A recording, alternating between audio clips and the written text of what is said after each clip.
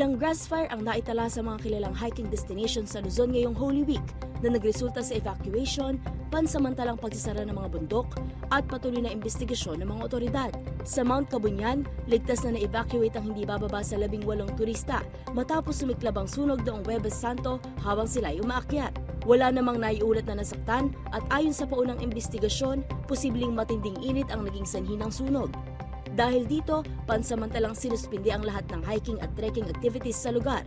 Samantala, isa pang grass fire ang tumama sa Mount Batulao sa Batangas noong Good Friday. Ayon sa drone footage ng vlogger na si Marlon Chawat, malaking bahagi ng bundok sa Barangay Patugo ang nilamon ng apoy bandang alas 3 ng hapon, bagamat posibleng nagsimula pa ito ng 1:00 ng hapon. Ayon sa mga otoridad, naging mahirap ang pag-apunan ng apoy dahil sa matarik at mahirap na terrain, gayon din sa tuyong talahib na madaling magliyab.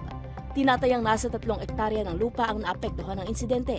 Naideklarang under control ang sunog bantang alas 2 ng madaling araw ng Black Saturday at tuluyang naapula pagsapit ng alas 7 ng umaga matapos ang aerial assessment gamit ang drone.